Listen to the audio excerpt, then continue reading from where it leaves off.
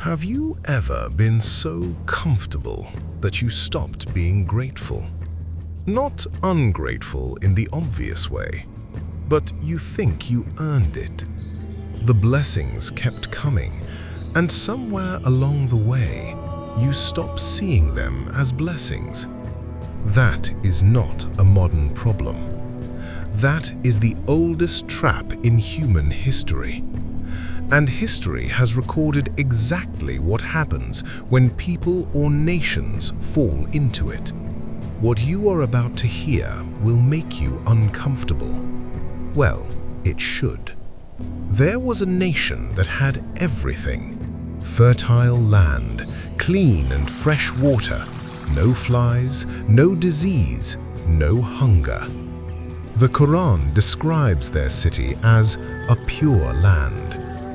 These were the people of Saba, and they lived in the southern part of Arabia, in the region of present-day Yemen. But what made Saba truly extraordinary was not just their land, it was what they built on it. Between two great mountains, they constructed one of the greatest engineering achievements in human history: the Dam of Marib. This dam fed two enormous gardens, as the Quran describes these gardens in Surah Saba, verse 15. One on the right side of the city and one on the left side. The gardens were so full of fruit that scholars narrated that a woman could walk beneath those trees with a basket on her head, and the fruit would fall from the trees into the basket on its own, and fill the basket without any need for her to make the effort to pick it. That was the level of abundance Allah had given them. Their trade routes were famous, their roads were safe, and their cities were organized. Travelers could walk from one town to the next without fear of hunger or harm. This was no accident, but it was Allah showing the reward of gratitude. And for a time, they were. Then came the most famous chapter in Saba's history. A queen sat on their throne. Her name was Bilqis. According to Tafsir Ibn Kathir, she was a wise and powerful ruler. Her empire was known across the known world. And one day, the news of her kingdom reached to a prophet of Allah. His name was Hazrat Sulaiman alayhi salam. Allah had given Hazrat Sulaiman alayhi salam power that no one before or after him received. He understood the languages of birds and animals. The jinn were under his command, and yet he never forgot Allah. One day, a hoopoe bird came to him and shared that it saw a great kingdom in Saba, ruled by a woman named Bilqis. But the people of Saba worshipped sun instead of Allah.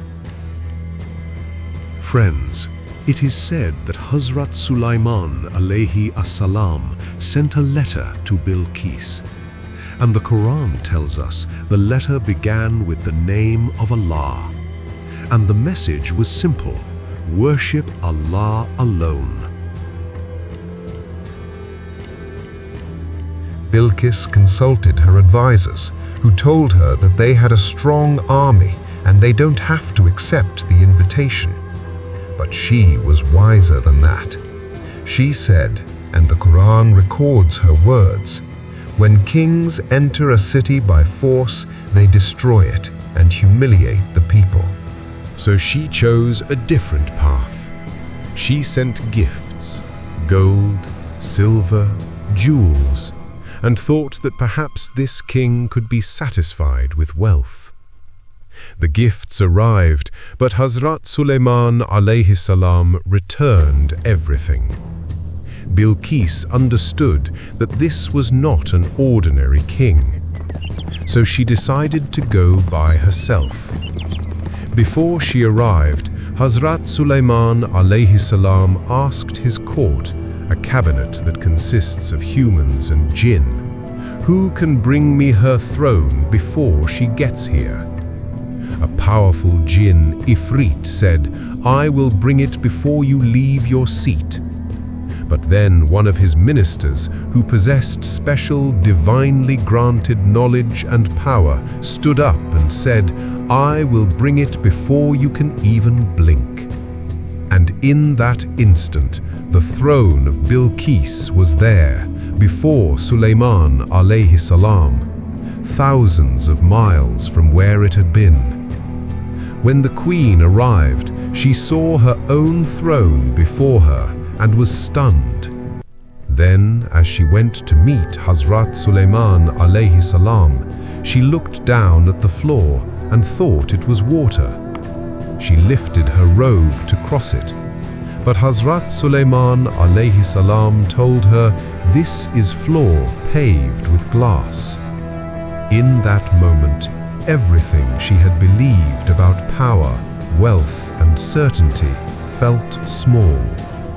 She said, "My Lord, I have wronged my own soul.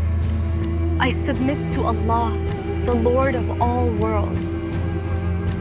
Friends, this was the highest point of Saba, a queen who bowed to truth, and her nation followed her and was connected to Allah. But nations are not made of one moment. They are made of what comes after. Time passed. Bilqis was gone. New rulers came. And with new rulers came new attitudes. The gardens were still there. The dam was still strong. The wealth was still flowing. But something had changed inside. The people of Saba stopped seeing the blessings as a blessing. They started seeing it as their right and achievement. They used to say, "We planted these trees. We built this dam. We made this city great." The name of Allah became less frequent on their tongues. Still, Allah sent them guidance to remind them of His blessings. But the people of Saba laughed and said, "Look at our dam. It is stronger than any army, stronger than any earthquake. What can your warnings do to us?" And refused to bow before Allah. So Allah decided.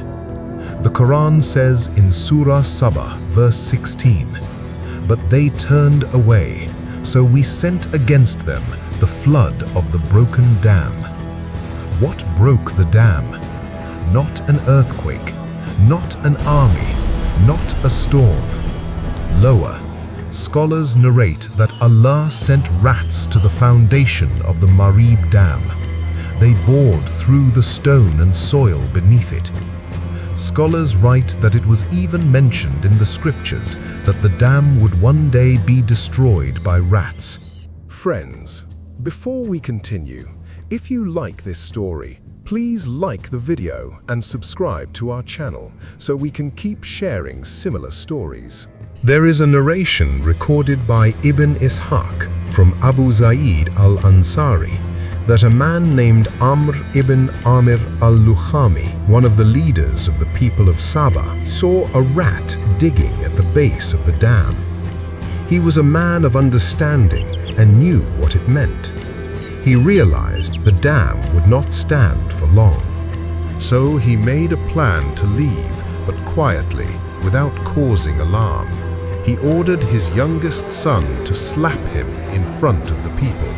When the son did it, Amr ibn Amir declared, "I will never live in a place where my youngest son raises his hand to me."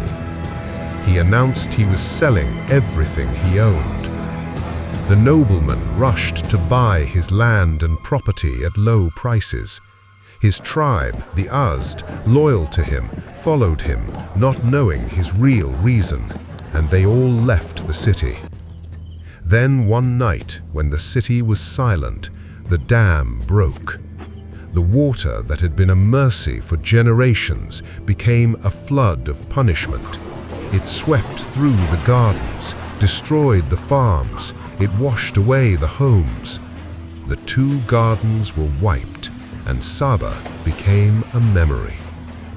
Why? The Quran answers this directly, and we requited them for that because they were ungrateful.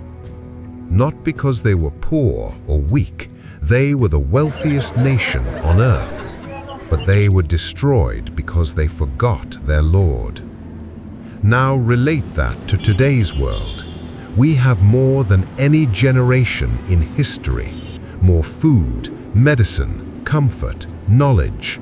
With all these blessings, are we becoming more grateful or more certain that we deserve it? When we succeed, do we think that this is from Allah, or do we believe this is from my effort, my talent, my plan? The people of Saba were not evil, but over generations they drifted from gratitude into pride. They didn't do it in one day.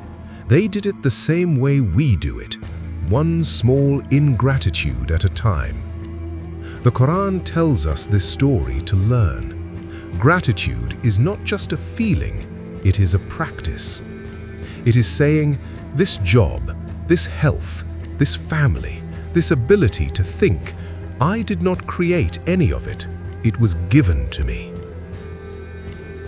Friends, always remember that what is given can be taken. Not by an earthquake, not by an army, sometimes by a small jolt. If Allah blessed you, thank Him. Begin and end your day with it. If this story moved you, comment Alhamdulillah, subscribe to our channel, and share it with others.